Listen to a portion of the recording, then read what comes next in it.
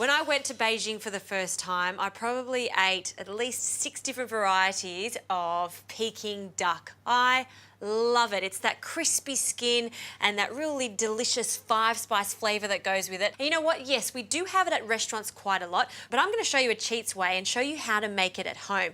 It's not the traditional way of doing it, but the results are fantastic.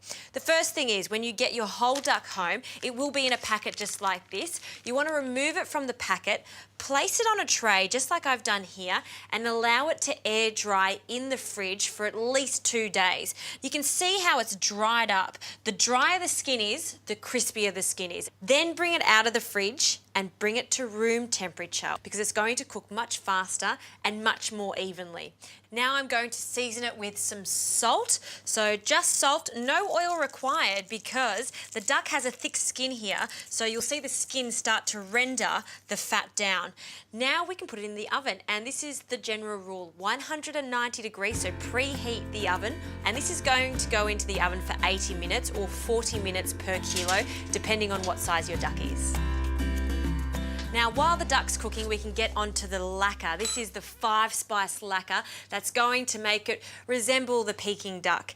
Into a pot, I'll just bring this closer to me, I'm going to add 1/4 cup of water, along with some maple syrup. Now, that's not traditional at all, but this is the way that I like to do it, because it's going to give it a really nice molasses flavour.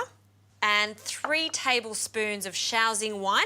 If you can't find Shaoxing wine, you could use a little bit of sherry if you like, and a lot of 5-spice. This is Chinese 5-spice that has a combination of cinnamon, clove, anise, white pepper in it.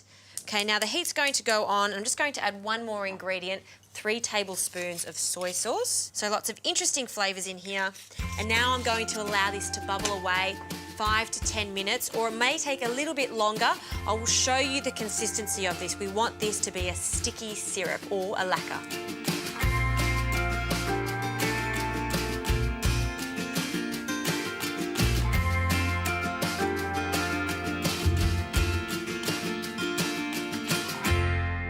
Look at the crispy skin on this duck, and that's because we've allowed it to air dry. Now this is where I start to add this sticky sauce. See how thick that is? That's because I've reduced it for a long time meaning 10 minutes, and this is what happens. And now I'm going to start basting this duck, and look how glossy it is. And this duck hasn't rested yet, so you do want to allow the duck to rest for at least 20 minutes. And by allowing it to rest just in the open air like this, it will start to become even more crispy and glossy. And if you like, in that 20 minutes, you can baste it one more time. Now, this is fantastic on the table, as is a big bowl of rice, maybe some steamed greens, or I couldn't help myself, I have to serve it as duck pancakes. I love them. In a steamer over here, I have some pancakes, and they're nearly done.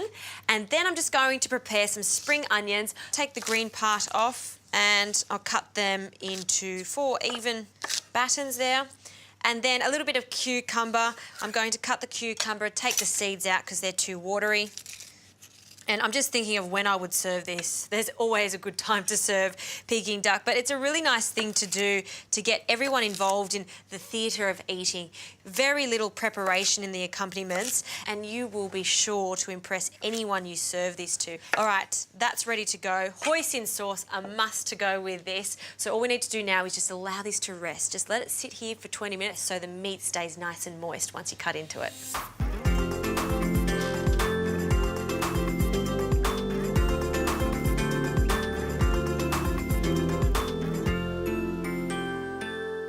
This duck is looking so good, so sticky, and that's what you want with this.